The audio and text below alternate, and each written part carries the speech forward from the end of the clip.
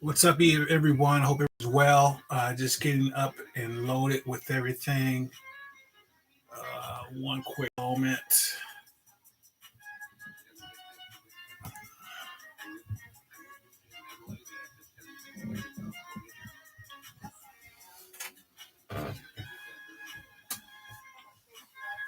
All right, thanks for joining me. Chuck G here once again. We are doing our East Lansing Human Rights Commission meeting, 7 o'clock, Tuesday, April 6th. We do our meetings on the first Wednesday of each month, but tonight, because of a scheduling conflict, we are on Tuesday night tonight. So thank you for joining us. We will be talking in regards to our priorities 2021, more specifically than what we did last time, and hopefully we'll have a game plan and have some things in action after this meeting, hopefully is the goal.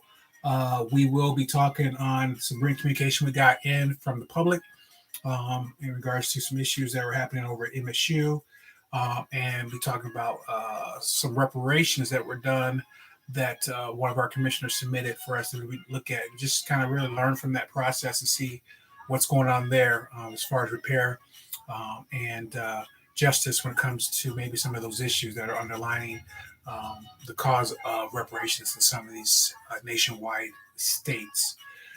Outside of that, we'll be talking also with our last meeting that we had Dr. Robert Green commemorative that was introduced by the city, asking for our support, which we did unanimously. They've talked to a couple people in the community, got some feedback, so we'll get an update on that and see where they are with that as well. We should be light and quick tonight compared to some of the other videos and meetings that you guys get a chance to be involved with. So I just want to say thank you to everyone that tunes in, checks us out. I hope this information, I hope this platform is very helpful for you in your community for whatever reason that you're using it for. So you can also be in a situation where you can apply yourself to some of these complex social issues that we're dealing with out in this world. So stay tuned. We got about 6 minutes or so until we are up and running. So we're going to have some dead space. So bear with me on that. And then barring no technology issues, we should be good to go. So stay tuned, stay ready. And again, thank you so much for whenever and whoever is tuning in to this meeting tonight, East Lansing Human Rights Commission meeting.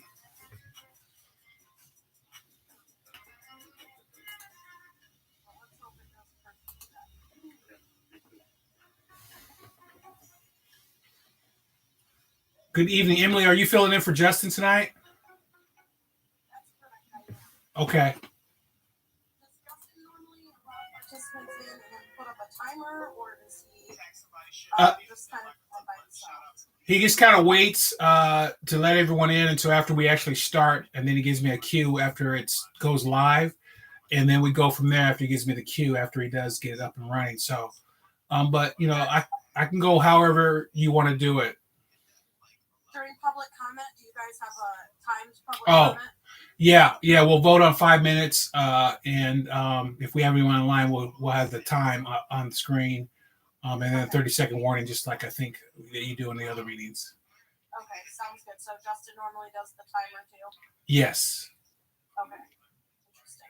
He does it all. Yeah, we're spoiled over here at the HRC. He does it all, and we rely upon him heavily. So we don't have any documents that we'll be sharing on screen today or anything like that. So you shouldn't have too much of an issue with anything other than getting us up and running, and then when we have public comment.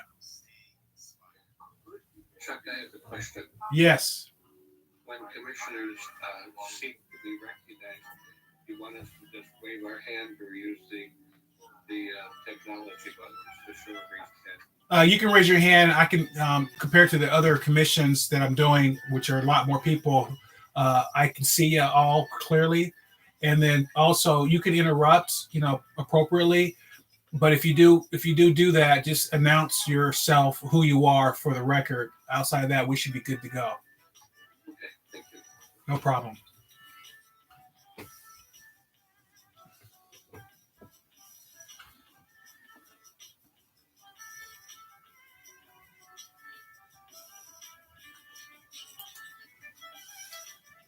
Chuck, just so you know, in the room in which I am at my keyboard, there are two other folks in the room.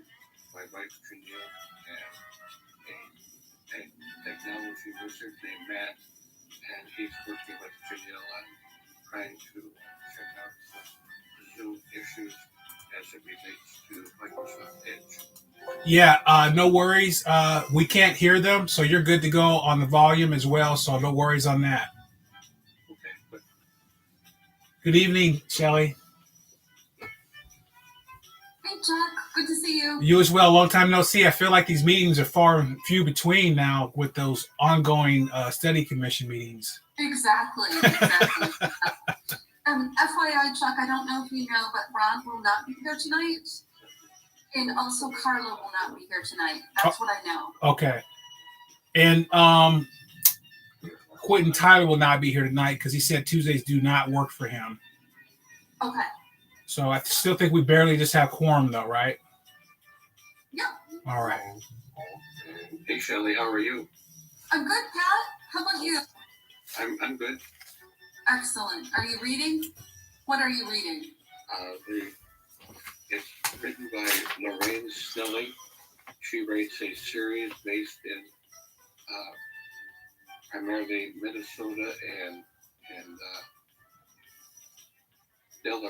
Minnesota mostly, and North Dakota in the late 19th century. Very good. Are you enjoying? Yeah, she's got like 20 some books, and I've Oh my gosh. just about read them all. And this surprises me. The book I'm starting in that series will be number 58 for this year since January. Wow. And Excellent. that's uncommonly a lot for me. I mean, I know I read a lot, but that's quite excessive, and I chalk it up to one, the pandemic, and secondly, no baseball season. But the baseball season. We're going to get started here in about 2 minutes or so, 3 minutes or so, and we should be good to go. So bear with me. Thank you for joining me once again to our Emily, thanks for East joining Lansing us tonight. Human Rights Commission meeting. Of course, I'm excited. Oh my God. And Emily is here subbing for Justin this evening and Zoom help. So appreciate you being here, jumping in with no hesitation. Thanks, Emily. No problem at all.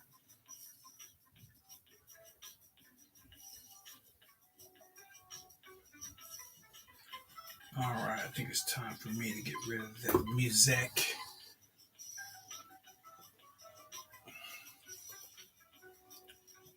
Shelly, are we going to be expecting more, or am I good to go live at 7, and then you guys can just start the meeting when needed? Let's see who we have here. We've got Chuck, we've got Karen, we've got, is Liz on here? Not yet.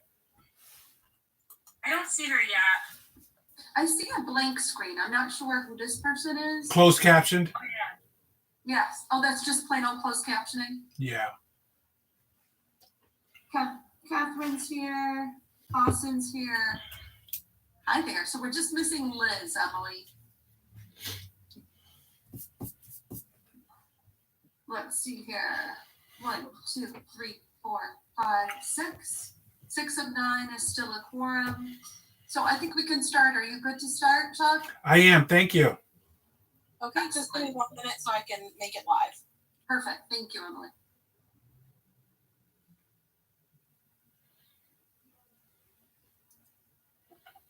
Hello, everyone, by the way.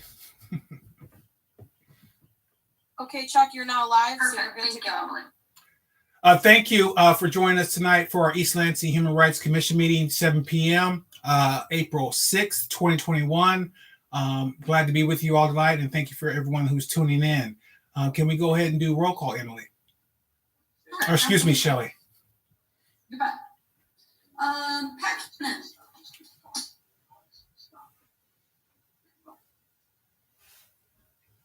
Pat, are you here? Oh, yes, I didn't hear my name, but I am here in our East Lansing home in Ingham County, Michigan. Thank you. Chuck Grigsby. President, East Lansing, Michigan, Ingham County. Karen Honey, Present, Lansing, Michigan, Ingham County. Crystal Davis Dunn, Present, Ingham County, East Lansing, Michigan. Carla McWhirter, absent. Catherine Rifiota Slavinsky, Hi, I'm present from East Lansing, Michigan, Clinton County. Dawson Zardar, Present, East Lansing, Michigan, Ingham County. Quentin Tyler, absent. And Liz Miller, I believe she may be joining us later. No So at worries. this point, absent, and we have a quorum, so we are good to go, Chuck. Thank you, Shelley. Appreciate that. And let me back up real quick and make sure that I recognize the city of East Lansing occupies the ancestral, traditional, and contemporary lands of the Anishinaabe, Three Fires Confederacy of Ojibwe, Odawa, and Potawatomi peoples land ceded in 1819 Treaty of Saginaw. So I forgot to mention that in our opening there. So I wanted to make sure I got that included in. And then we'll move on down to item 1.2, approval of the agenda, April 6, 2021. If there's no amendments or changes, I'll entertain a motion for approval. Moved by Commissioner Catherine. Is there a second? I'll second it. Seconded by Commissioner Tassin Sardar. And is there any discussion? All right. All those in favor, please, by show of hands and verbal, say aye, please. Any opposed? Aye. Aye. All right. So moved. We'll move to item 1.3, approval of the minutes for March 3rd, 2021. Does anyone have any amendments or changes to those minutes? If not, I'll entertain a motion to approve those minutes as well. I'll make the motion to approve it. Moved by Commissioner Sardar Seconds. and seconded by Commissioner Cannon. Any discussion on the minutes of March 3rd, 2021? All those in favor, please say aye. I'm sorry. What'd you say, Commissioner Cannon? Just March 3rd seems like months ago. I know. I was explaining that to Shelley that these are few and far between now. So is there any more discussion, any more conversation in regards to the minutes? All those in favor, please say aye. I Aye. Any opposed? So moved. Thank you. Yeah, but maybe we should start meeting just, for the heck of it, more often. I don't know how we can solve that problem, Commissioner Cannon. All right, that would be a step in that direction. I'll move into item number 2, staff reports. Tonight we do not have our liaison. He does have another appointment, and we have our staff liaisons, Ms. Hardy and Ms. Newman. Anything to report? You're muted, Ms. Hardy. You're still muted. Yeah, that happens to me every once in a while, and I have to restart my computer in order for, and then obviously log back in because sometimes we don't turn it off. That's been my saving grace too when my volume goes out for no reason.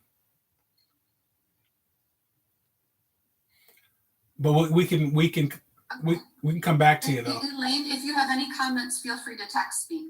Thank you. Oh, there you are. We can hear you. Can you hear me now? Yes. Yes. I have no idea what I just did. I'm a genius. I actually was just going to say I don't have any comments, although I can be available to make comments or assist when Commissioner Honey talks about the Riverdale Green resolution and the fact that we have been visiting the neighborhood associations to talk about the project. So that's all I have. Thank you. Did you have anything, Shelley? I have no comments this evening. I would like to recognize Liz Miller in attendance. Liz? East Lansing, Ingham County, Michigan. So sorry. Glad to be Excellent. No problem. Thank you very much, Liz. Thank you for joining us, Vice Chair. Glad to have you. We're on to item 3.1. Do we have anyone on the line, Emily? There are no callers on the line. Okay. I'll give it another 10, 15 seconds just in case someone pops in there. But if not, we'll go ahead and move on to item 3.3, our written correspondence.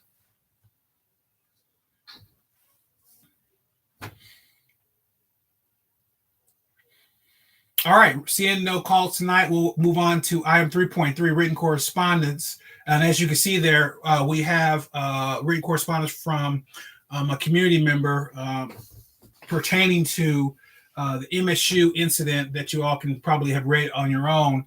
I wanted to know if anyone had any reactions or comments to the written communication, and it was turned in by Alex Leisman.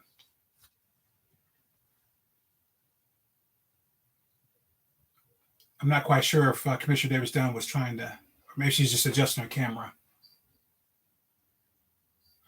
I would like to respond that I am equally concerned as as Alex, who wrote with concerns about the amount of information that was redacted in that police report.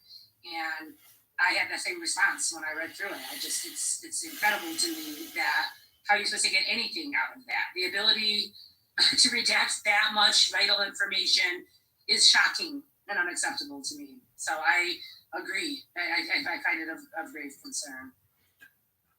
Yes, thank you, Commissioner Honey. I'm with you. And I'll just talk freely here real quickly, is that there seems to be not only from this particular agency, but generally speaking, when a community member asks for any kind of information that requires a FOIA request, it seems like the automatic response is to deny it.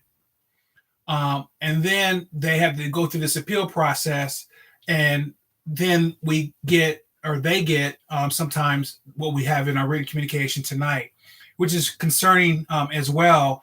And, I'm not quite sure, if that's just kind of really how things are, and that's the process has always been, or if it's gotten worse or what, but it's very concerning. I've dealt with it personally. I've dealt with it professionally. It's very difficult to know that you have this avenue to be able to ask for stuff that you feel like you deserve, but the process is not pretty. Commissioner Catherine, did you want to weigh in? I just have a question, because it might have happened when I was not here. What was the intent of the request of the FOIA? Was it just to learn more about the issue and understand if there were some recourse for the people that suffered from it through HRC? Like, what was the background for requesting it? What was the hope that we would be able to do with this this report? I don't want to speak for the person that wrote it, but I can say that he sent it to me directly, and I decided to share it with the commission. And we had, and Vice Chair Bill, you can weigh in as well. Anyone can actually, because we were all involved with this. But we had some incidents that were happening on campus quite frequently by our terms that we were wanting to address.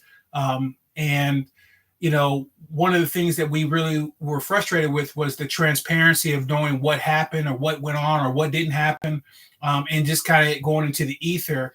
And this community member on his own was seeking out more transparency. And I think that's really what his intent was, not necessarily for us to actually do anything with the information based on our brief exchange.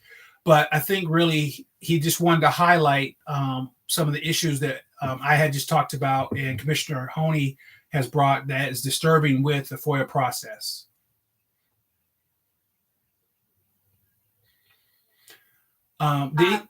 Yes, please go ahead, Commissioner Davis Dunn. And I mean, I don't know if this is relevant or not, but so this incident with the toilet paper noose happened again. Will be the third incident of a toilet paper noose on MSU campus. And the fact that this incident happened in February 2020 is evident that the university tried to cover up because it was amidst the other storm related to the Wharton Center.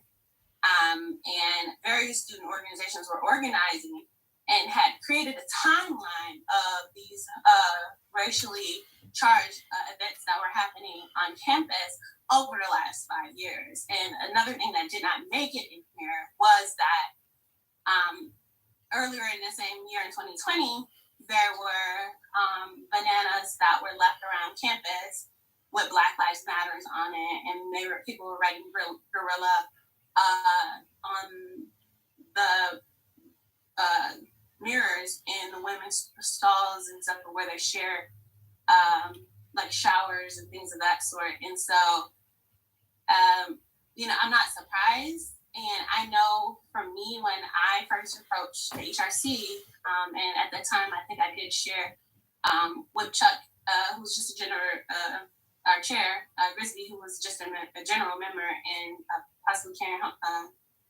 Commissioner Honey at the time, my grievance and my reasons for coming here, and the information that I shared with the university and even outwardly was that practicing of silence, which was similar to what many of the women who experienced, who was reporting misconduct by Larry Nassar. So, it's salient in the sense that it seems like this is the practice within institutions to bury and to silent, and oftentimes individuals who have these issues, come forward, they're usually coming forward alone because, groups of individuals who experience these are just quite frankly tired, of that, this unpaid labor of having to say like, hey, this is happening. What are you guys going to do about it?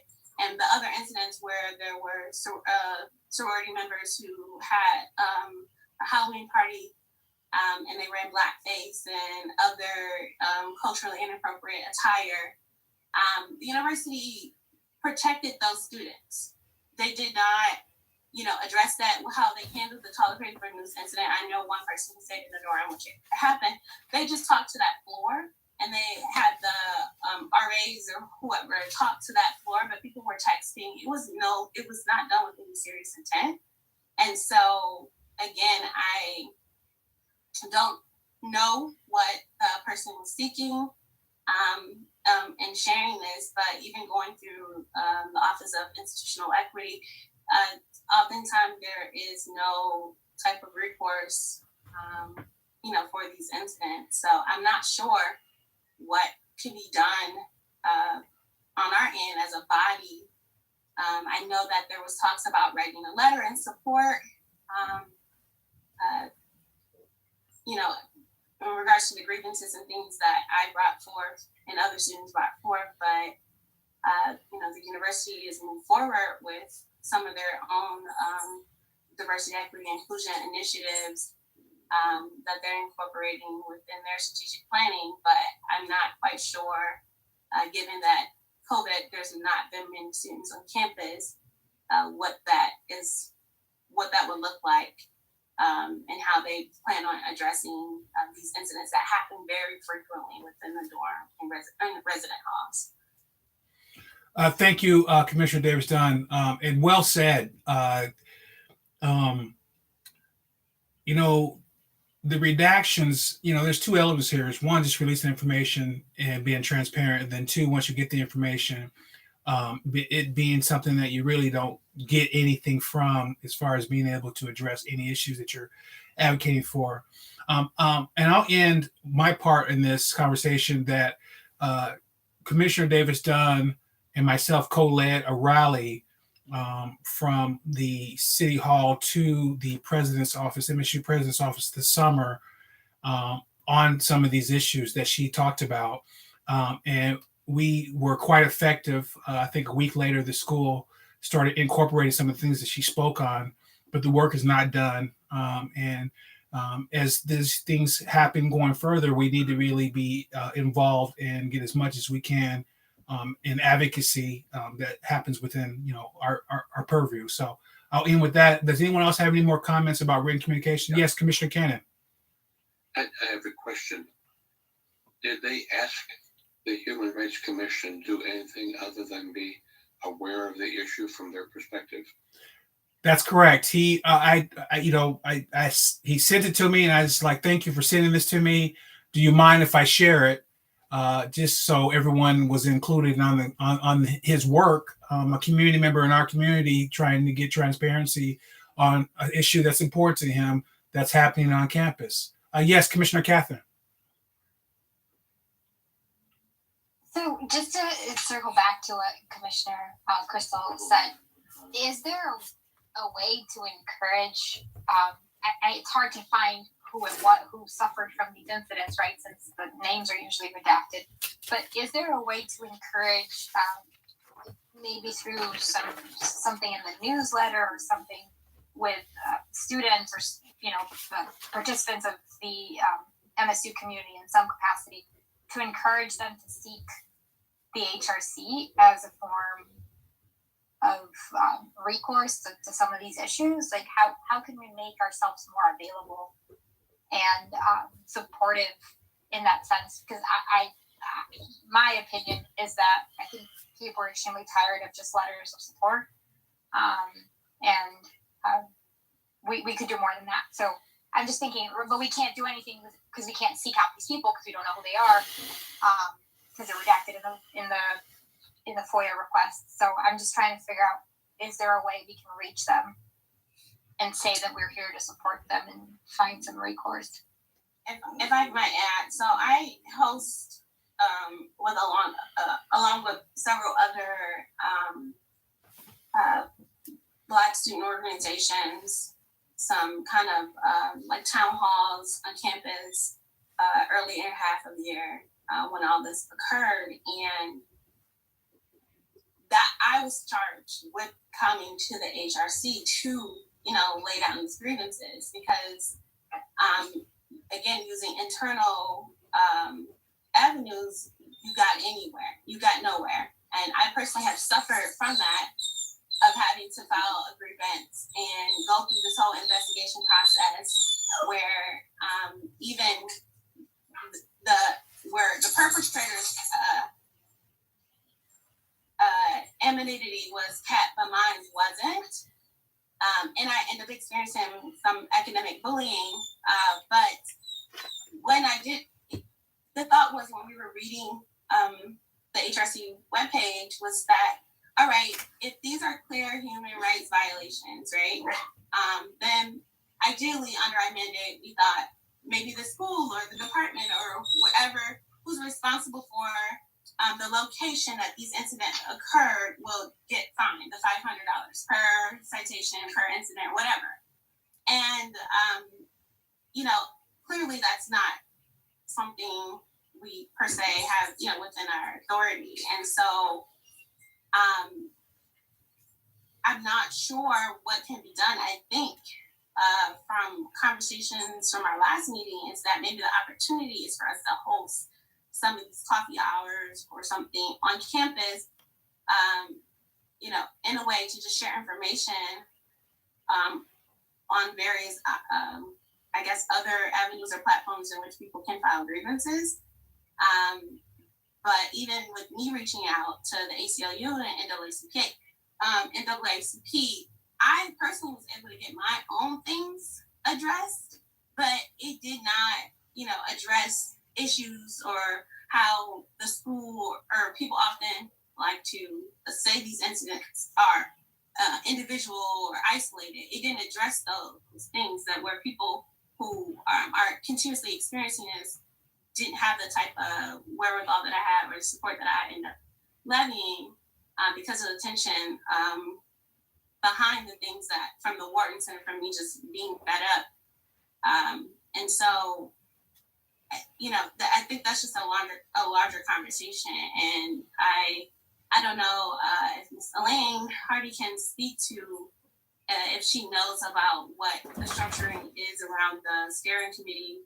I think they've already disbanded and has become a work group within the university to see if there's opportunity for us to partner with them and maybe continue to host town halls and maybe informational sessions for students. But I don't think there's much that we can do, and I know the university haven't done much. So I can speak to the Wharton Center does have a DEI group that they are working with that are comprised of community members. And I'm on that group. We've just begun work with the Wharton Center to kind of look at the why for Wharton And so that group is still in existence. I do know that the university is undergoing this strategic initiative to do training around anti-racism with the entire faculty and staff there. I don't know where they are in that process. I am meeting with the newly hired director of diversity inclusion person. I've forgotten his title already, but he I will be meeting with him later on in April, so I can bring kind of a report back or take a concern to him if, or a recommendation to him if it's the pleasure of this group. So, I mean, I think that might be an opportunity, but I don't know within collective bargaining day if we can do much, but I think that might be something for students to at least know they have somewhere to air their grievance and possibly other platforms outside the university to maybe, take action with. But yeah, and I know the university did implement the training similar to, it's the SEERS training, similar to the interpartner violence and sexual assault training. They implemented that this semester, and so all students were required to take a training on like race and gender and things of that sort. Thank you, Elaine Hardy and Commissioner Davis Dunn. I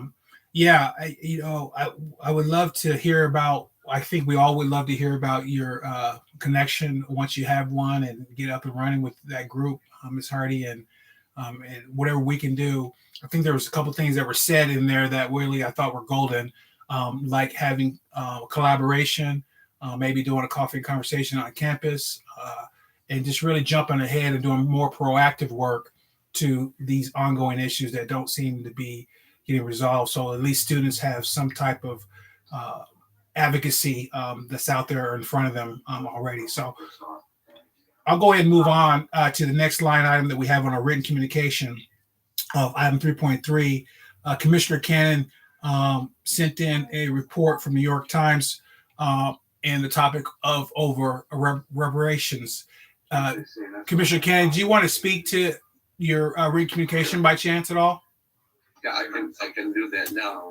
Before I move to that subject, I just have a quick question about how FOIA requests are handled. Maybe Shelley, you can answer this.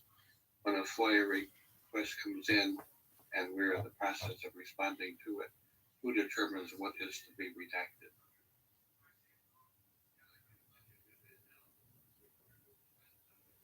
So we have, when the city gets FOIAs in, it comes in for our FOIA program, and our city clerk manages that program and sends it to the appropriate personnel within the city to gather the information and supply that information. Then that information is redacted. Redaction decisions, if not known through training, are then cleared through the FOIA coordinator or the city attorney's office. That's how our process works. Okay, thank you. And onto the other subject that Chuck, you just identified, the subject of preparation. You might recall that I listed a few books that I've recently read and asked Shelley to share with the commissioners, which she did. And two of them deal with the subject of reparation. One is more aimed at youth, and it's called 40 Acres and Maybe a Mule.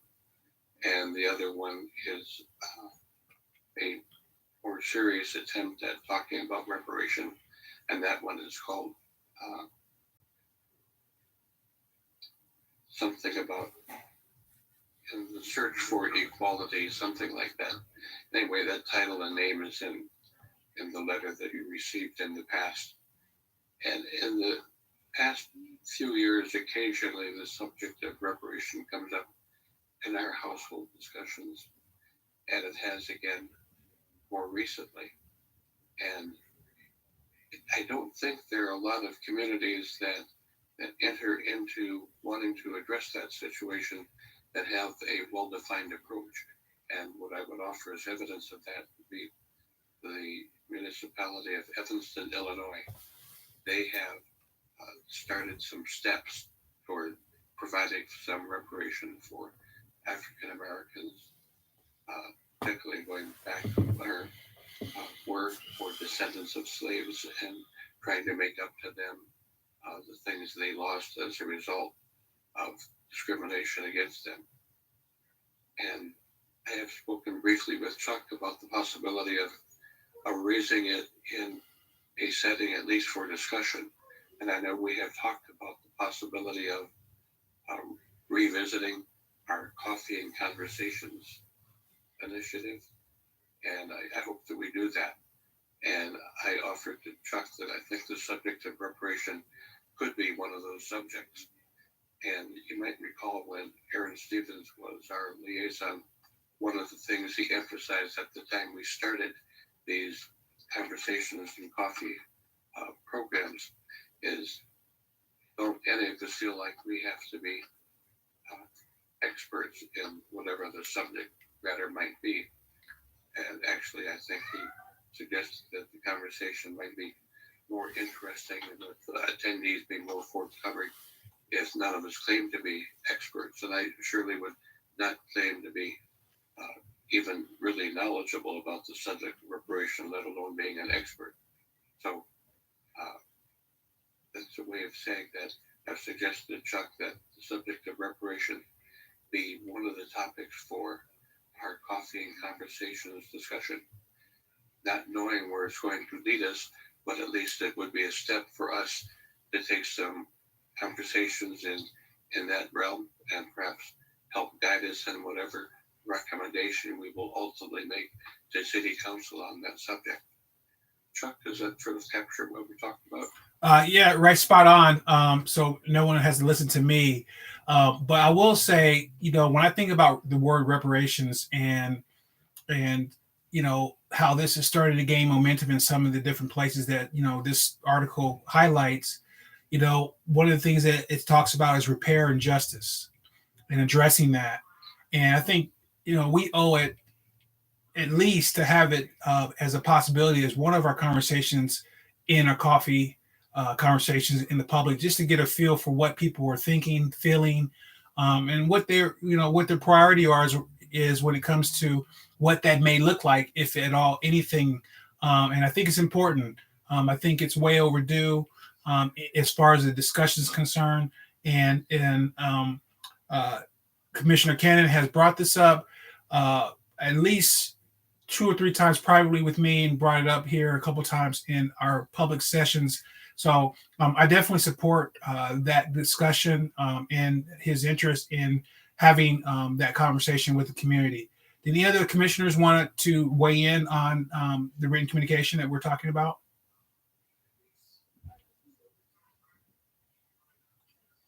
I thank you for sharing that article. That was fascinating. This is Karen. And I fully support reigniting our coffees and conversation, even if it be virtual at this point. I fully support moving forward on that. And I think it would be an excellent subject to start with. So you have my full support in there, and I would help in any way that I could. And I found the article fascinating, and it really made me want to delve deeper into what some other communities are doing. Reading about the vouchers and different people's responses was just very, very interesting. And even the way it was funded, through private donations, marijuana tax, which we just legalized marijuana too in our city, so that I had some really good concrete ideas in that I think are worthy of bringing forth for conversation and maybe moving forward on. So thank you. Thank you, Karen. That news article that I shared from Evanston, Illinois, I think made it pretty clear that they didn't know exactly where they were headed when they started the conversations, but thought it needed to have a first step. And the article also suggested that Evanston is the first city in America that has taken such steps, and I don't mind being looked at as the second to do such an effort. And Chuck has already said that he'd be willing to participate in the planning and conducting of that conversation. And I thought I heard you say, Karen, that you wanted to jump in as well. Is that correct? Yes, absolutely. Thank you. Anyone? Please go. Anyone else have any comments on that subject? Okay. I will not choose to determine that the lack of conversations now is a signal of disinterest. I don't think any of us are disinterested in the subject. Perhaps at a quandary, though, to know how to begin the conversation. 1000% correct. And, I think it really starts about educating ourselves about this issue, about what's going on out here. And so we can get ahead of it. Maybe, like I said, speak on these issues by learning from a lot of people who are already been thinking about this for quite some time. With that being said, I will go ahead and move on, if that's okay with you. Yes, sir. All right. So we'll go ahead and move on to item 4, new business, 4.1, our 2021 priorities. And let me first open the conversation. Vice Chair Miller, did you get any communication pertaining to this conversation for item 4.1 by chance? No. Okay. No, that was in 5.2. Oh, that was for 5.2. Okay. Yeah. So our 2021 priorities, I guess I got a little ahead of myself. When we think about, some of the things that we've talked about tonight and what we are doing, the reason why I think this was warranted item on the agenda is that I just really want to talk about how our roles are changing as a commission with giving up and changing over the police focus and complaint process to hopefully the oversight commission that will be up and running. And at least since I've been on, that has been a major component of what we did on a monthly basis when it comes to our roles. And I just would want to know, kind of really what people want to be about or focus on when it comes to this commission, as opposed to being a commission that's more reactive. And we could probably have more of that conversation as we get further down our agenda, but being more proactive in some of the different things that we have as our focus with our priorities that we highlighted and met on a couple meetings ago. Does anyone want to weigh in on that? Item 4.1?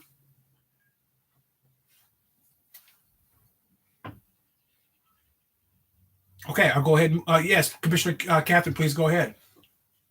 So I'm a little bit confused. When we first, that was at least my understanding. When we first sent out the to vote on what our priorities wanted to be, and we came out with that, Shelley put together that very nicely organization of who voted for what.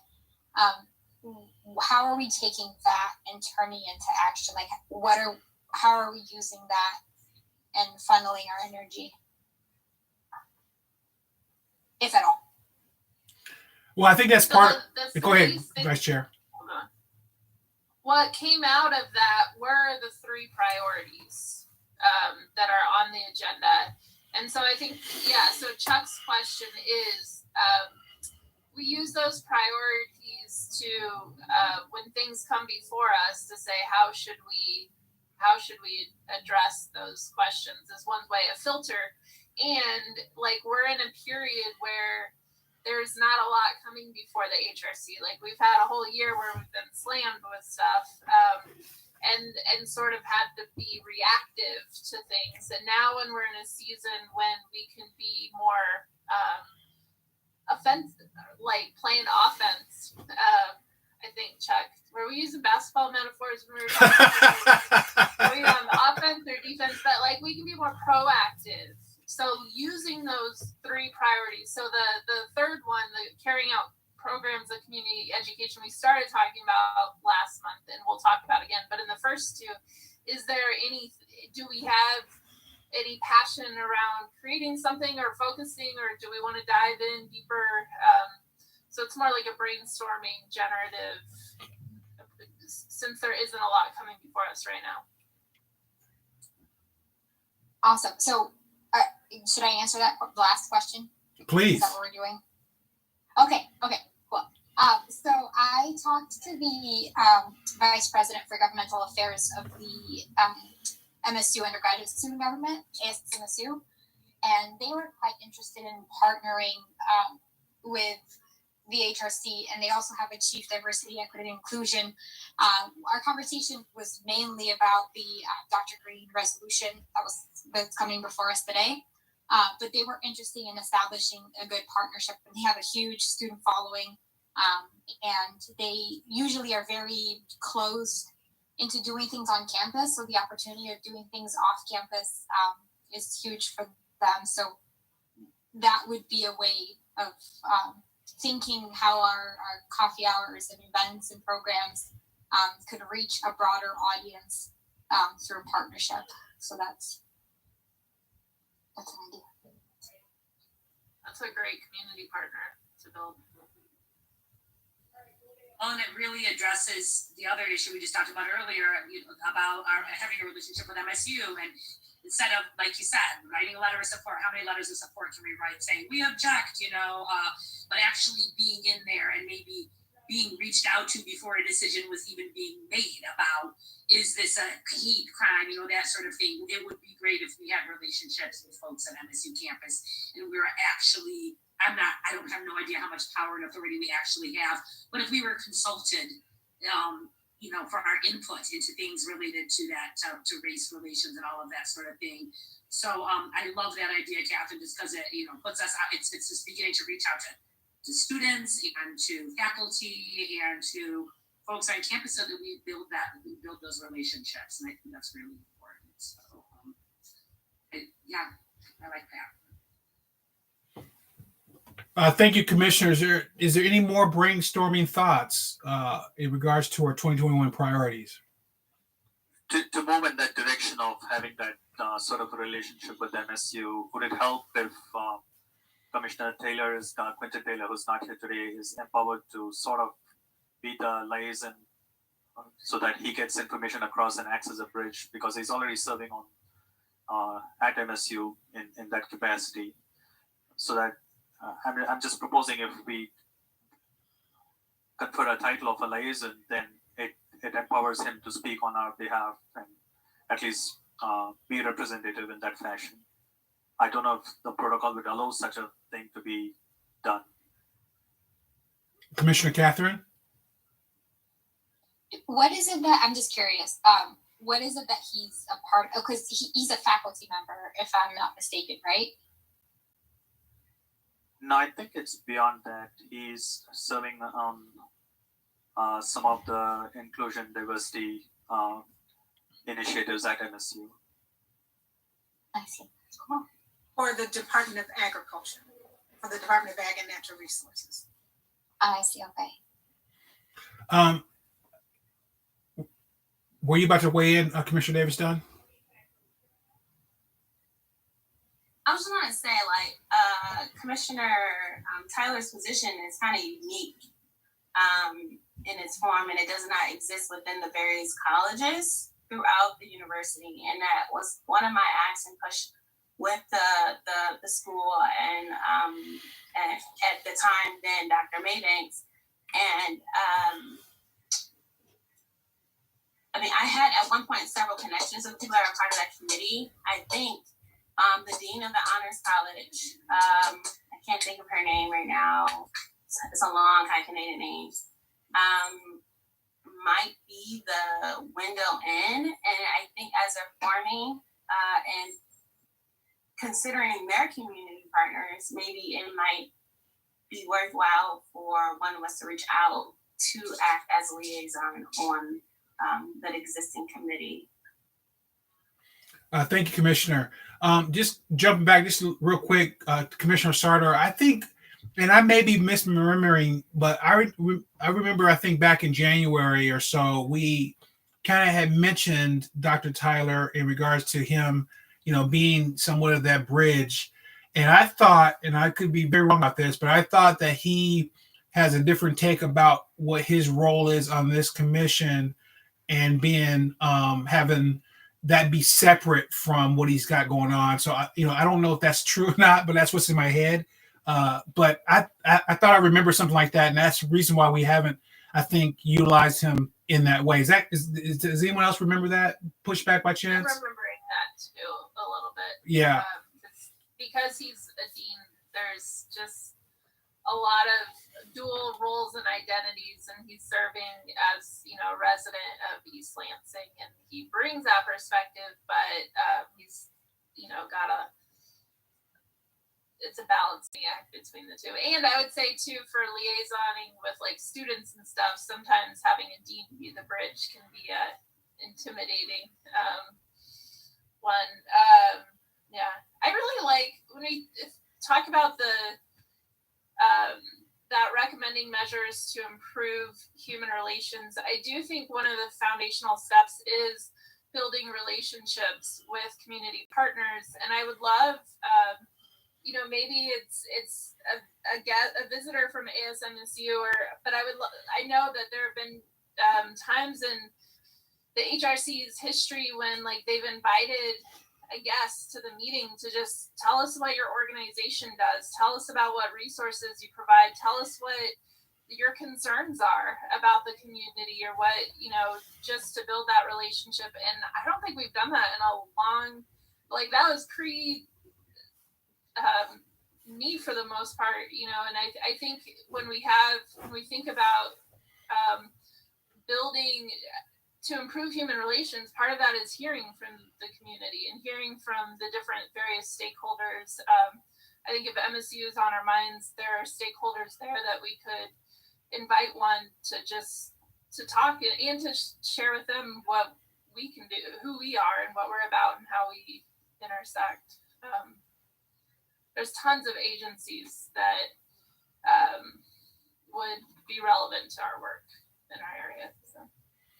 So as we're going through this rebranding, thank you, Vice Chair. As we're going through this rebranding, maybe that's what we can do for kind of this down period or this transitional period. Bring people in. I know, Catherine, you had just talked about an organization. I'm sure they have a chair or some type of representative that can come here and educate us all about how we can do things together. I know Elaine Hardy is going to be meeting with some people over there. You know, maybe we just start bringing some people in until we know how we can get our heads wrapped around some of these things as we transform going forward. I mean, is anyone opposed to that? I think it's a great opportunity. Okay. So please, with your connections out there, let's start talking to people, and let's feed back to Shelley and see what works. And please don't be shy. You know, we all have something to bring to the table. And I think we're all willing to hear what someone else has to say when it comes to some of these different things that we want to really go forward with. All right. I'll go ahead and move on if there's nothing else. All right. We'll go to item 5, Old Business 5.1, Dr. Robert L. Green project. And I think this is for Commissioner Honey and Elaine Hardy to take over. Did everybody get a chance to read the resolution? I see some head nods, yes. Okay, and did anyone have any edits or suggestions, additions, issues, wording changes?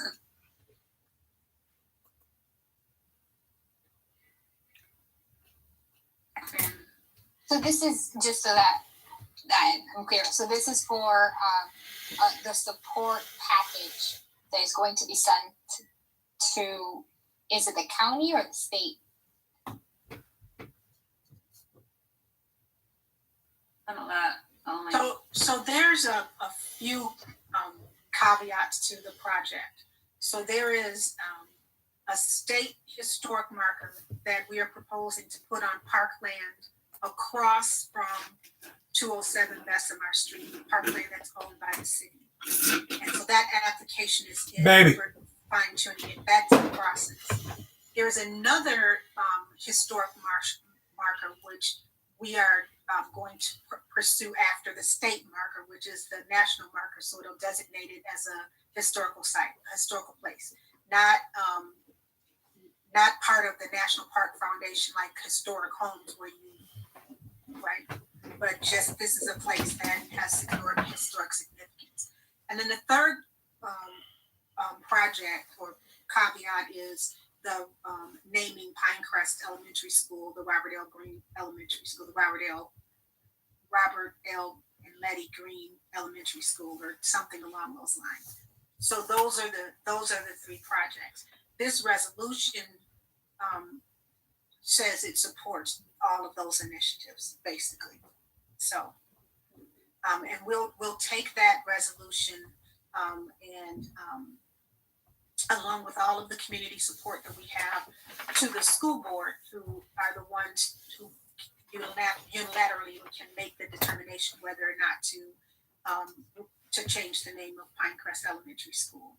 And all of those subsidiary documents or information, if they're needed for the National Historic Marker, then we can send them along with that as well. Basically, I just look at it as we're part of this broader team now, offering our support, and it will hopefully work on many levels, like the school board. I think that's a really important part. And just to kind of keep you updated, we are continuing, because I'm now part of that book committee, and we're continuing to meet with different neighborhoods. We met with the Pinecrest Neighborhood Association, and so in the next couple of weeks, we're going to meet with the Pinecrest School Association, and then another neighborhood association over on that part of town, and we're just really trying to hopefully build a coalition and a lot of support from the community. So far, I feel that we've been well received and well supported. So it's a fun thing to be a part of. Anyone else have any reactions or comments for the liaison and Commissioner Honey in the resolution? It's well written. I must say, I don't know, I don't know what I can add or take away from it. I can be honest with you. And it's just a really amazing project that is developing, and I just, wish the best for it to be successful. This quick question is maybe a silly one, but this actual resolution goes to who? Does it go to the school board? Does it go to council? Does it go to everyone? Who's this set up for? That's a good question. I mean, I guess it could go in kind of a larger package. Or do you feel like we should, as a commission, email it directly to Dory Lako from the school at the starting point? Or that's a good question. So it is the commission's pleasure, right? However you'd like to see the resolution disseminated. We certainly, as a committee, will take it when we do our formal presentation before the board to say in the HRC and the East Lansing City Council and this neighborhood association and these number of community members are also supporting this. So it's entirely the commission's pleasure how they would like who they would like to send a copy of the resolution to. But we will certainly use it in our presentation to the school board. I don't want to speak for the commission, but I think that we should send this, if it's appropriate with you two, definitely to the school board, because they're the final decision makers. But I know you're going to have an overall package, but they can get that initial thing from us. And these are just suggestions, so shoot me down. And then also to council. So they just have it on public record that, we've already bypassed that and they have that there. But again, if you already had a package in the way you wanted to present it, please, I'll defer to that. But that would be my first thought or reaction to it. I agree. I think it makes sense to send it to City Council. All right. Any more discussion on the resolution?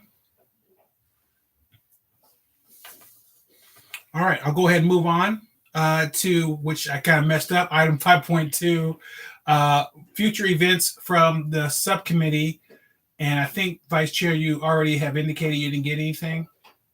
Yeah, so I haven't heard from anyone, which is always a great indicator for energy levels and ability to sort of do outside stuff.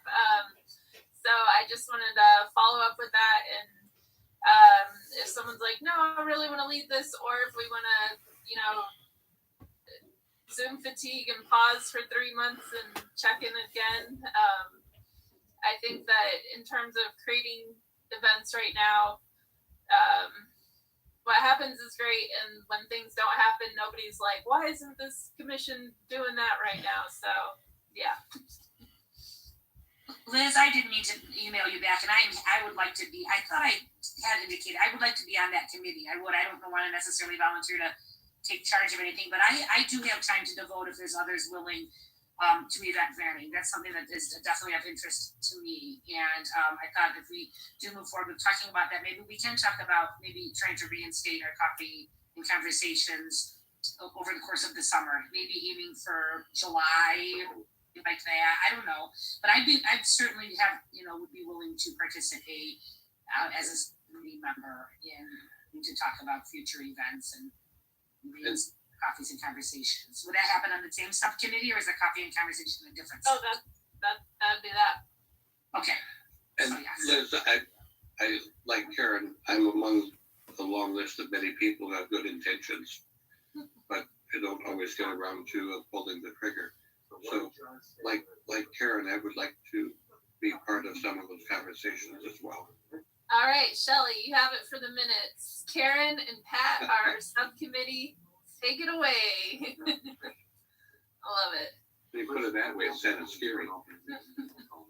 I'm happy. I don't have a ton of extra time right now, but I'm happy to support or have a phone conversation or anything. Support you guys in that. So. Hey, Pat, I'll reach out to you in the next week or so with an email. Maybe we can get an initial meeting going. Okay, good. Do not be afraid.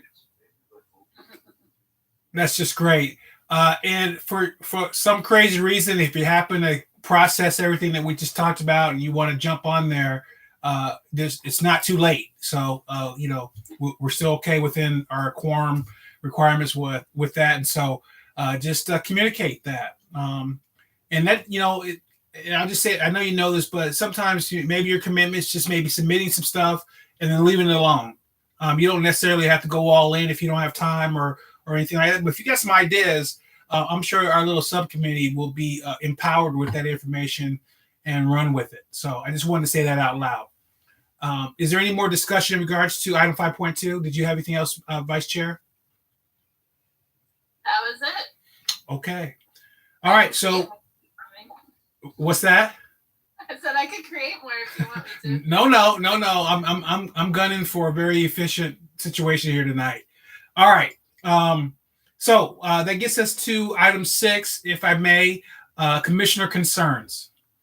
Does anyone have any concerns, questions, or comments tonight to share with the group? I see Commissioner Catherine and then Commissioner Sarter. You're up next. So it was more of I didn't raise my hand early enough for the previous item, but I guess I can wrap it up right now. So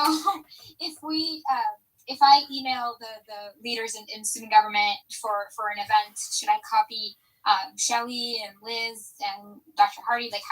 What's the appropriate way of doing this? I just want to make sure I'm doing it right. That's a great example right there. Unless someone has a better suggestion. I would copy Karen and Pat. Okay. Yeah. So the whole future events subcommittee, and then Shelley and Dr. Hardy as well. So that's only 3 commissioners that are in contact. Is that what we got? And I think we're still good. We're okay with that. Yeah. Okay. Underscore Shelley has cautioned us to be careful about communicating with one another or each other without going through her. So none of us have to go to the slammer for a violation of FOIA. Catherine, are you talking about inviting them to a future meeting or planning a future event? Planning this particular situation, planning a future event. I think Dr. Hardy said something, but she was muted, so I don't know if it was for us. No, I love that you're getting your PhD that I don't have. Oh yeah, I'm so sorry. But I'll take it. And I wasn't talking to you guys. I just had a pop in person come. So I should just copy Googled Shelley. to make sure I haven't been messing up this whole time. Late. I was like, oh my gosh, I have to be calling her Dr. Hardy this whole time. I was Googling you as she was speaking. So, about to apologize. So Catherine, I would say that if you are interested in establishing an event with ASMSU, that would be part of the subcommittee work. Okay. You could have that conversation, join Karen and Pat, perhaps. I would say you're on the subcommittee, Catherine. I think I'm on that category that Chuck just described. You know, you kind of give some stuff, and then you just kind of, you know, put your hand in, hand out. And Karen and Pat, I'll definitely support this subcommittee. Thank you. All right. Thank you, everyone. Very good. Is there any other commissioner concerns, comments, or statements? Yes, Commissioner Honey. I have something. I'd like to talk a little bit about the I participated in the Police Oversight Study Commission community meeting, and it was cool. I saw a lot of my fellow commissioners on there, and I just was wondering. I really don't know if this was a misstep or if I'm not remembered correct, but are we going as a commission to have the opportunity to review that and have a conversation about it at our meeting? This kind of thing started with us, and I think it would be very appropriate for us to have a chance to discuss it. And it's lengthy. I admit that I did not read the whole 50-page document that we were provided with prior to the meeting, and I'm just now still working my way through it. So I was part of a subgroup, and I gave input and everything, but I would like more of an opportunity to this. I'm hoping that we can have that possibly on the agenda for the next meeting, and that we'll be able to have a chance to discuss that. Was that part of the plan? I had a little bit of trouble hearing some of your question. So if I don't capture that, please let me know. Where we're at with everything is, one, we just had this community member input meeting, as you know, and that you participate in. So that's a whole plethora of new information. Some of it was in line with what we've been doing and talking about, and some of it was different things, and that's the reason why we had it. So there's a couple of things that need to happen. We need to kind of get all that, have our meeting that we're having, not tomorrow, next Monday, talk about that, finish working on the original recommendations that we are working on in some of our section. And then our goal is not the next meeting, but the meeting after next, is to be able to have a document that we can send over. And if I messed up, I apologize to my other study commissioners, but to have a document that we will submit to the city attorney for them to review and get back to us to see what we could, what we have, what we need to change. And then that's where I think we'll have a more uniform thing to present. Because if we gave you what you have, what we have now, it's quite possible a lot of things will change. A lot of what we're doing in the language will change. So I'm not quite sure, and there's no problem. I can get that over to you, but I just know that we have a working document right now that even by our next meeting is going to change dramatically than our last one. So does that capture what you were trying to figure out, or? Sure, that's fine. I want to wait till it makes sense. I'm just wondering if we as a commission, prior to the final document being presented to the city council, which my understanding was is going to be in June, but I might be wrong about that. And we only have one meeting between now and then. Oh no, we might have two meetings between now and then, actually.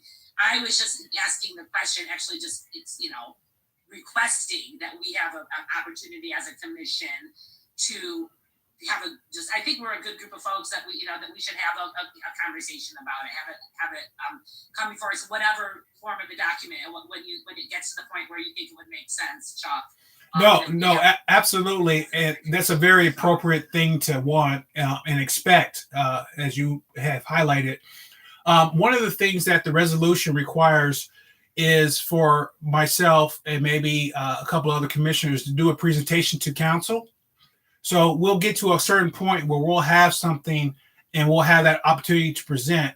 And that information that I plan on presenting and talking about for our recommendations when we send forward, I definitely will make sure that everyone on this commission has a chance to see as well before that presentation, just in case you had some comments or you just want to understand what's going on or see the final product. I could certainly do that if that's really what you think is what you want me to do when you talk about you guys having a chance to look at it before it goes to council.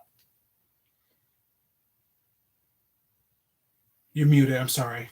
Okay. So just to recap, there's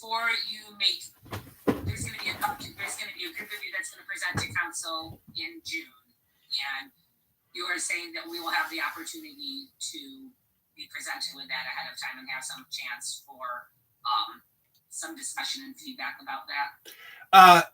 That is the hope. there may be a small quirky thing that happens where we have already met for the month, and then that process is happening. And so that's the only thing that comes to mind that may kind of give me a little bit of warning to my commitment to you.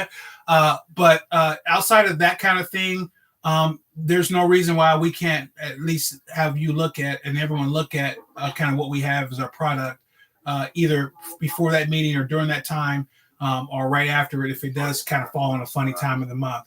And I'm not quite sure exactly when this presentation will happen.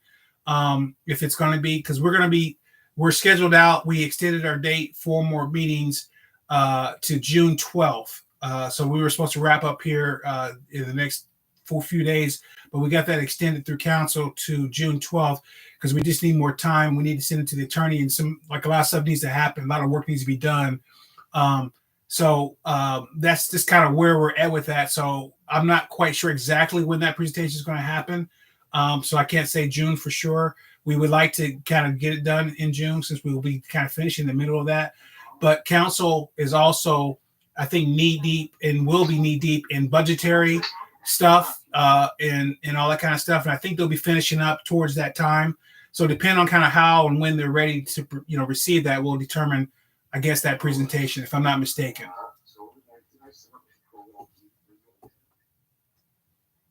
Any other questions or comments, concerns from any commissioners? Does that help you, Commissioner Honey? Yeah, that sounds good. Sorry, sometimes I just answer questions long-winded, and I apologize. You guys just gotta bear with me, please, on that. Any other commissioner concerns, comments, or anything like that? I just wanted to, and I apologize, but I just wanted to jump back to our previous conversation that I forgot to mention about the reparations that Commissioner Kennan had talked about, and why I really think that this is a realistic thing. We had a discussion a couple meetings ago in regards to this covenant thing that is going on that's above us with the state. And it's something that we don't have any control over, but we have an issue in a history of redlining and language in our current stuff that we have going on in our community. I'm not quite sure how that process is going to work, but when we talk about repair and justice, and we talk about the things that have been in place for a long period of time, things that are in place right now currently with our housing and some of our issues, as you can see in this article, there was no direct monies involved to the people or their tax burden, but they did do a lot of great things and be creative in their initial thought with being able to have mortgage help, down payment help, home repair help, and things like that, that I thought was really significant in a way to really look at an issue like we have right now currently with the covenant, and just kind of really working our way backwards with that. So I just had to say that because I forgot to mention it earlier, pertaining to our conversation, and I'll move on. I had one more thing. Can I add to that thought really quick? Oh, yes, please, go ahead. So, I don't recall, Pat, was that your wife who did the presentation? Okay, that was, I think that was my first meeting in August. But, I mean, I would love to see, I don't think we got a written copy of what she presented during that August meeting last year, but the other research or other thoughts behind that of being creative about, in a sense of reparations, there's another group working on it, and so I'm curious about there's an opportunity along with the presentation we just had on that, what was it, the Black grant, the CD, whatever grant that was having to do with affordable housing and funding, to look at policies and laws. When you talked about redlining, whether that was, an actual law that was on the books, it wasn't an official Jim Crow law, but it was actually a practice. I was thinking about modern day Jim Crow practices, and it triggered me in a thought from our last meeting about the funding that East Lansing used to build affordable houses. And so I stay in one of those affordable houses built and went through East Lansing's down payment assistance program which, in my experience, have been traditionally biased and disparages participation by African Americans and other minorities. And so, in talking to them in that conversation, and the criteria for that grant has to do with the way the grant was written for the qualifications, as well as looking at PMI. I don't know if most people know what PMI is, personal insurance. What is it? What is the PMI saying? It's personal mortgage insurance. Yeah, and oftentimes, minorities and African Americans are slapped with that. That's a tax on top of your already mortgage payment and things of that, because your income to debt ratio or credit score and things of that sort. And I personally had to evade or ended up in a situation in a predatory loan that would have made my mortgage payment essentially unaffordable with that extra tax on there. And I shared recently in a focus group or study that was going on about racial experiences in Ingham County, even to the process of me recently going through a refinancing and my home being appraised lower than the purchase price that I purchased it 2 years ago, and it's a brand new deal. So thinking about being creative and looking at practices and things of that sort, looking at how housing values are appraised, looking at policies and centers that goes into the CBD or whatever the block rents are for affordable houses, that essentially creates more barriers for individuals like myself and the people that look like me for obtaining affordable housing and things of that sort. And then to the point that my taxes on my home continuously raise. So the CD comes out, they assess my home, they say that my property value has increased. And on top of that, there is a living wage, cost of living or inflation that also increases taxes on the home. And so speaking to, I forget her name, she sent me an email, but there is, and most citizens don't know about that, but you can do a waiver based off like income limits and things of that sort to be tax exempt, or or have like some type of cap on your property taxes in East Lansing.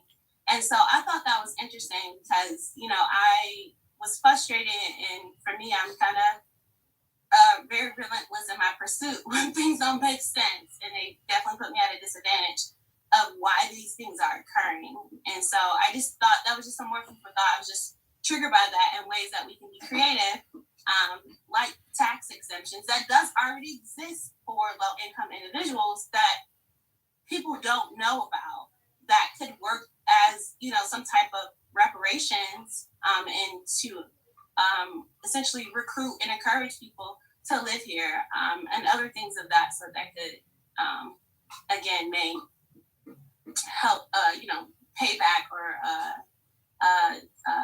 undo some of those harms related to this history and legacy of racialized oppression.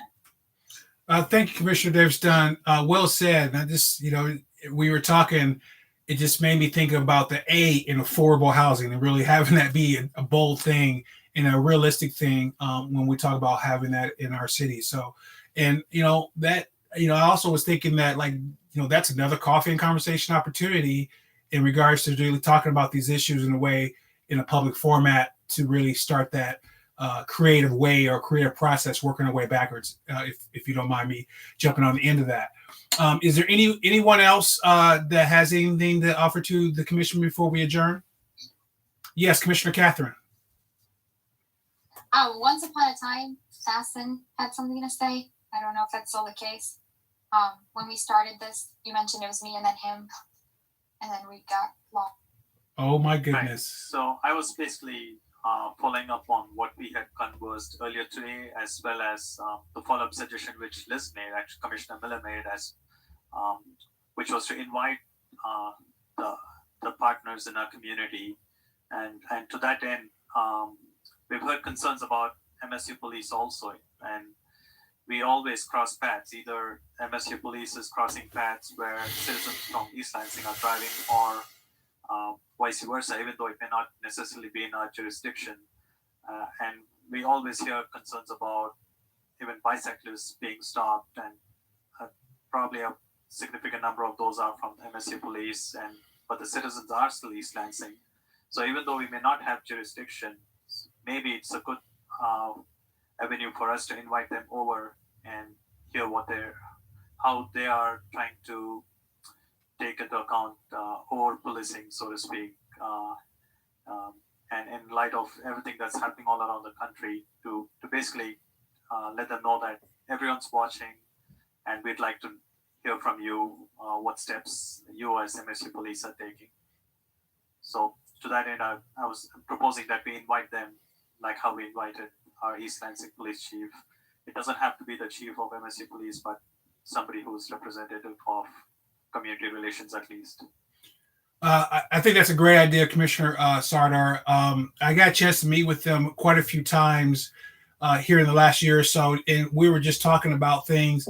I think they would be open. I think the captain that I spoke with would not mind coming in and maybe talking with us in general about some of the things they're doing over there, and maybe some of our concerns that you bring forward, so they are aware to know that our community, even though they have two different communities that they're looking at, our community and then their campus community and things like that. I think that's a wonderful idea, and I'd be more than happy to reach out and do that when the time is right for the commission. So I don't, were you thinking having them come in sooner than later, or did we want to focus on some other things first as far as our discussion is concerned? No, it was just a build-up based on the FOIA concern that was raised today, that so much of it was redacted. So those are things that we can bring to their attention. So if we are talking about concerns on campus, then it should be in our concern to even see how they are reacting to our concerns on campus. Okay. Yes, please go ahead, Commissioner Davis Dunn. Sorry, Catherine, did you have a comment? Okay, sorry, and this is maybe something I could be happening after this meeting, but I was just triggered again when they're talking about the police. I think I called Commissioner Honey and possibly left a voicemail for you, Commissioner Grigsby, regarding a police incident that happened in my neighborhood. And I haven't had any mental energy or time to really follow up, but I was concerned. And I don't know if Shelley can speak to this, if the social workers and the resource specialists are doing kind of like ride-along to the officers, because there were two ununiformed individuals along with the three or squad cars that was outside a few houses down from me, that saved my dogs from being shot by the officers. But yeah, I was just curious if they were doing ride-alongs, but it's something I wanted to follow up about that, and I don't know if we had any feedback regarding why there are often so many officers responding to traffic stops or welfare checks, or I don't know why they were here, but thinking about policing practices and behaviors, even on campus, I was pulled over and it was 3 squad cars, and I just wanted to follow up about that. And so that can wait afterwards, but I don't know if there was any information given. Still, I do know that the social workers and the NRTs, they do ride with police officers at some times, so that very well could have been them in plain clothes. They do have a consistent type of uniform, though. They have a polo shirt with khakis. I think that's what it is. It's not a police uniform, but it's a standard, consistent uniform. Will they have some type of badge or identifier? They had a bulletproof vest. I don't remember what their attire were, but they weren't in office uniforms. Right. They would have an ID that identifies them. It wouldn't be a police badge, it would be a city ID. And I believe they may have been issued bulletproof vests. Okay, and their ID is visible? I believe they wear it all the time, yes. Okay. And I don't know if that's helpful to kind of introduce them to the public and let residents know that they exist. I mean, I was grateful for whoever the lady was who grabbed my dogs because I was afraid to approach because they had their guns drawn. But it was a very intimidating situation, and it's definitely something I want more information about. Thank you. Now, I know the resource officers have done a couple of presentations to like maybe the neighborhood associations and some of the different community sites. Is this body interested in hearing from a resource specialist and talking about what they've been doing and how that's been going? Does that fall in lines with, wanting to hear from MSU as well and just kind of really inviting people in and having that? Is anyone open to that in regards to hearing what they're doing and what they're dealing with and some of the different things since they've been in inception? I am absolutely Aaron, and yes. Okay. Yeah. I think that Go ahead. I think that could be interesting. I would also just say from a city perspective, our church had an issue where we wanted to reach out to our neighborhood resource person and we couldn't figure out who that was. And that wasn't posted. Like we scoured the website to figure out like who do we don't want to call the police. This is just something we need to touch base with our resource officer or our resource staff person with, and we couldn't figure out who they were assigned with. We tried reading news articles and ended up going with the neighborhood, that's divided into sectors where each of the police officers gets the neighborhood and reaching out that way instead. And so I think in terms of building relationships with the community, how do you get in contact with that person that is in your area? It'd be good to as many touchstones as you can get is great. So. Thank you, Vice Chair. And I just read an article. I can't remember where I read it from, but they're having issues with that, with people calling in and trying to get a hold of whoever to have. And I think the city is working on it, but I don't know where they're at with that. So I'm just chiming into what you're talking about. And so, Shelley, is that something that's appropriate for us to have whoever could come over and talk with us briefly? Sure, absolutely. I can. I'll provide an invite for that for the May meeting. Yes, it'd be easy because they're already with us. The MSU, I'm not quite sure. I know they just got a new police chief. There's been a transition process, but that's been at least about a month or so over there. And they may be settled and ready to kind of really open up and talk with us. So it's kind of really a good time to reach out and maybe establish a good relationship with the new police chief over at the MSU. So I'll definitely work on that as well. Anything else from anyone before we adjourn? Yeah, I have one point of order, Chuck. Regarding the resolution on Dr. Green, in the last month's meeting minutes, it says that we made a motion and approved a motion to write a letter of support or resolution, but perhaps we should vote on approving the resolution as written. Thank you for that point of order. Very important one for that. So let's jump back here. I already got my agenda all flipped over. So let's jump back to item 5.1, if you don't mind, Commission, and address a point of order. I think we've all had discussion. Is there a motion for us to approve our letter of support on the floor of Dr. Green's letter for item 5.1? You're muted. I'm sorry. So Commissioner Catherine has approved that we approve of the resolution that's presented for us today of support by the Commissioner. Second? I'll second. Seconded by Commissioner Honey. Is there any more discussion in regards to approving the final draft of what we have here to be presented forward onto Ms. Hardy and Commissioner Honey? I'm sorry. All those in favor of the resolution of Dr. Robert L. Green project draft, please say aye. Aye.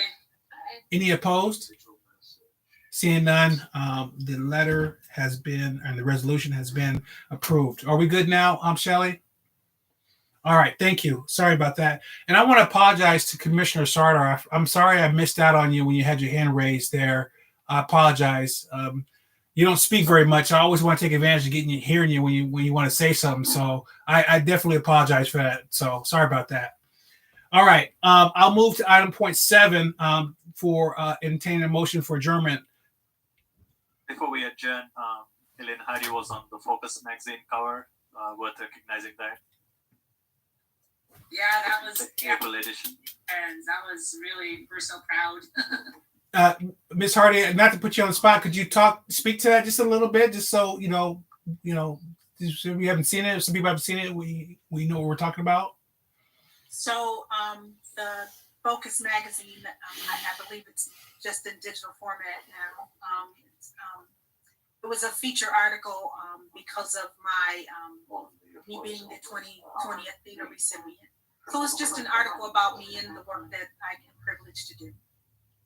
She's so humble. Well done. And we're happy to have you in our community doing the work that you're doing. And when you think about a lot since you got started, you hit the ground running, literally. And it's very impressive from afar, and to be part of some of that work. So congratulations on that.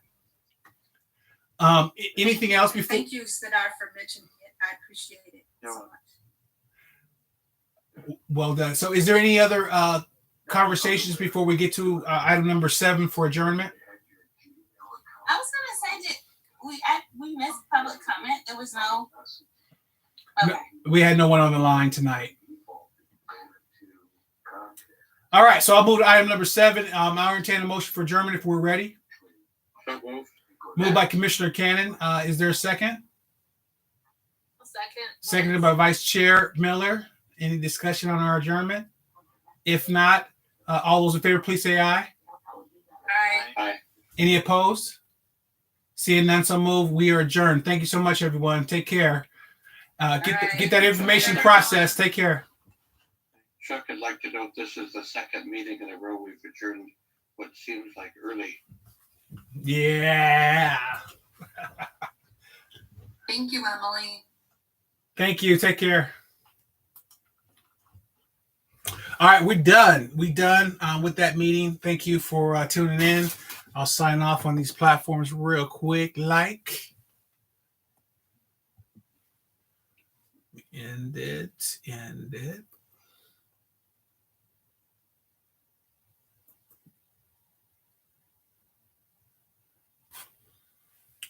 Thank you. Take care.